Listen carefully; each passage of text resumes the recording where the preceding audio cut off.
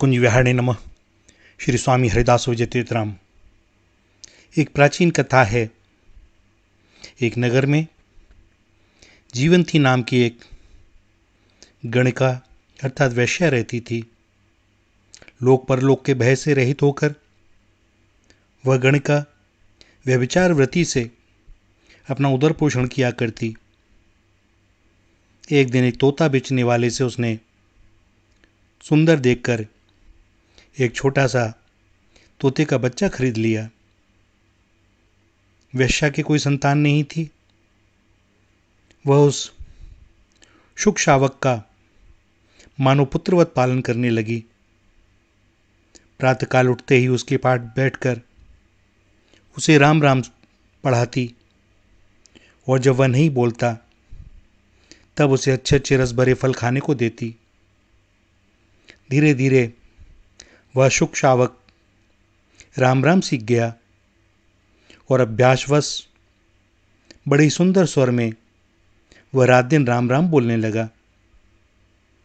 वह गणिका छुट्टी पाते ही उसके पास आकर बैठ जाती और उसी के साथ वह भी राम राम का उच्चारण किया करती। एक दिन एक ही समय दोनों का मृत्यु काल आ गया। राम उच्चारण करते करते दोनों ने अपने प्राण त्याग दिए। शुक भी पूर्व जन्म का पापी था, अतएव इन दोनों पापियों को लेने के लिए चंड आदि यमराज के कई दूत हाथों में फांसी और अनेक प्रकार के शस्त्र लेकर वहां पहुंचे। इधर विष्णु तुल्य पराक्रमी शंख चक्र गदाधारी भगवान विष्णु के दूत भी आकर उपस्थित हो गए।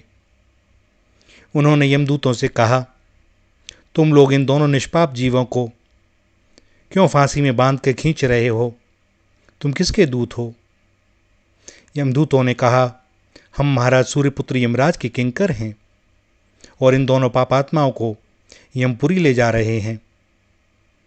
विष्णुदूत बोले हंसते हुए कि सुनो इन यमदूतों की बात।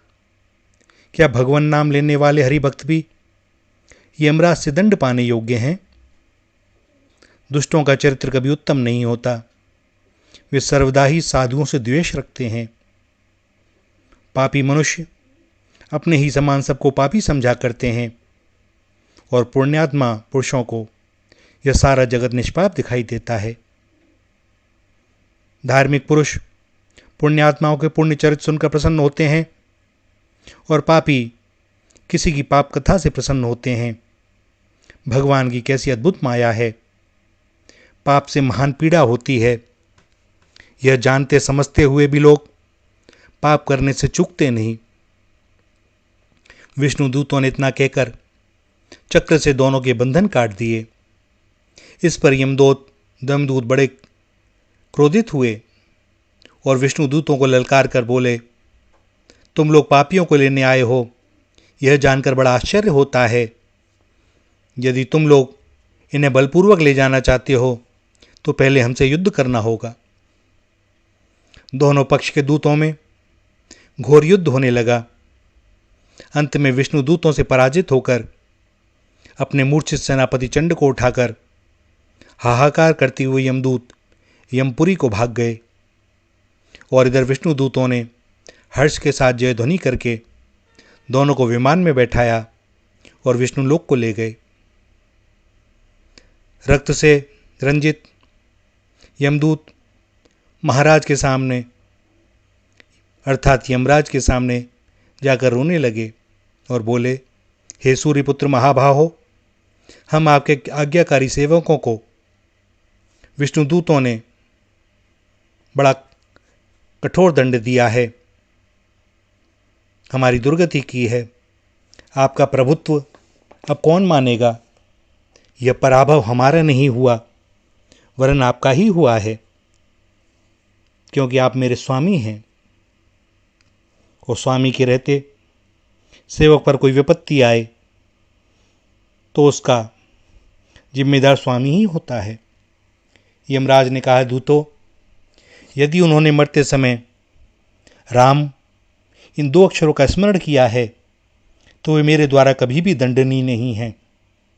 इस राम नाम के प्रताप से वे भगवान नारायण के हो गए। संसार में ऐसा कोई पाप नहीं है जिसका राम नाम के स्मरण से नाश न हो। हे किंकरो सुनो, जो प्रतिदिन भक्तिपूर्वक मधुसूदन का नाम लेते हैं, गोविंद, केशव, हरे, जगदीश, विष्णु, नारायण, प्रणतवत्सल और माधव, इन नामों का भक्तिपूर्वक सतत उच्चारण करते हैं, जो सदा इस प्रकार कहते हैं कि हे लक्ष्मीपते, सकल पाप विनाशकारी श्री कृष्ण केशी निषूदन, आप हम लोगों को अपना दास बनाएं, वे कदापि मुझसे दंड पाने के योग्य नहीं हैं। जिनकी जिह्वा पर दामोदर ईश्वर, अमर वृंद सेव्य, वासुदेव पुरुषोत्तम आदि नाम विराजमान रहते हैं, मैं उन लोगों को प्रतिदिन प्रणाम करता हूँ। जगत के एकमात्र स्वामी नारायण मुरारी का महात्म्य कीर्तन करने में जिन लोगों का अनुराग है, हे वीरो, मैं उनके भी अधीन हूँ। जो भक्त भगवान विष्णु की पूजा में लगे रहते हैं, जो कपट रहित होकर एकादशी का व्रत करते हैं, जो विष्णु चरणारविंद को मस्तक पर धारण करते हैं और भगवान का भोग लगाने के बाद प्रसाद ग्रहण करते हैं, जो तुलसी सेवी हैं, जो अपने माता पिता के श्री चरणों को पूजने वाले हैं, जो ब्राह्मणों की पूजा और गुरु की सेवा करते हैं, दीन दुखियों के हृदय को सुख पहुंचाते हैं, सत्यवादी, लोकप्रिय और शरणागत पालक हैं, जो दूसरे के धन को विष के समान समझते हैं, जो अन्न जल भूमि का दान करते हैं, जो प्राणी मात्र के हितैषी हैं, जो बेकारों को आजीविका देते हैं, जो शांत चित्त हैं, जाति के सेवक हैं, जो दंभ क्रोध मद मत्सर से रहित हैं, पाप दृष्टि से बचे हुए हैं, चरित्रवान हैं, जितेंद्रीय हैं, उनको मैं प्रणाम करता हूँ। मैं उनके अधीन हूँ।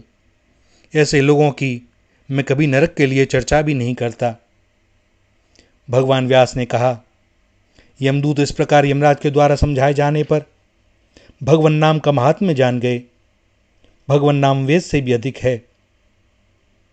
तत्वज्ञ पुरुष राम नाम का स्मरण करते हैं। राम मंत्र सब मंत्रों से अधिक महत्व का है। राम नाम का पूरा प्रभाव भगवान महादेव ही जानते हैं। अन्य कोई देवी देवता इसका महात्म्य जानता भी नहीं, और इस नाम के उच्चारण में भैया कोई श्रम भी नहीं होता। सुनने में भी बड़ा सुंदर है। तो जो भी इस राम नाम का उच्चारण नहीं करता, भैया वह अपना जन्म व्यर्थ ही गंवा रहा है। जब अत्यंत दुर्लभ मुक्ति राम नाम से मिल सकती है, तब राम नाम को छोड़कर और करने योग्य काम ही कौन सा है। जब तक जिह्वा से राम नाम का स्मरण चालू नहीं होता, तभी तक पाप रहते हैं। अतएव सबको श्री राम नाम का जप करना चाहिए। व्यासदेव फिर कहने लगे, जैमिने, मृत्यु समय में राम नाम स्मरण करने से पापात्मा भी मोक्ष को प्राप्त होता है। यह राम नाम समस्त मंगल का नाश करने वाला, मनोरथ पूर्ण करने वाला और मोक्ष देने वाला है। इसलिए बुद्धिमानों को सदा राम नाम की शरण में रहना चाहिए। पद्म पुराण में कहा गया है, जिस समय मनुष्य राम नाम स्मरण नहीं करता, मानो वह समय व्यर्थ जाता है। यह मैं सत्य कहता हूँ। जो रसना राम नाम के रसभेद को जानती है, तत्वदर्शी मुनिगण कहते हैं कि बस वही रसना वास्तव में रसना है। मैं सत्य सत्य और फिर सत्य कहता हूँ कि राम नाम स्मरण करने वाले व्यक्ति कभी विषाद को प्राप्त नहीं हो सकते। और भैया,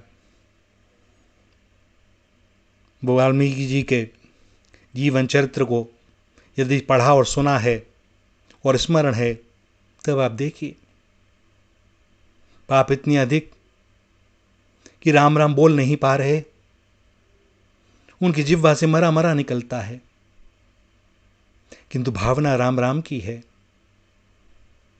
और सर्वेश्वर प्रभु करुणानिधान उसे राम राम की तरह ही स्वीकार करते हैं, क्योंकि भैया भावना उनको बहुत अच्छी लगती है। हो सकता है कुछ बोलने में हमसे अशुद्धि हो जाए, लेकिन भगवान भाव को पकड़ते हैं और हमें अपना लेते हैं। कोई कितना भी पापी हो, कभी भगवान ने यह नहीं कहा कि तू मेरा नहीं है। यह तो हम ही हैं जो सब समय उनसे मुख फेरे रहते हैं। किंतु भैया एक बात कहें, उनसे अधिक प्रेम करने वाला कोई और है नहीं। कोई और क्या, दूसरा तो कोई है ही नहीं। श्री राधा, श्री राधा, श्री राधा।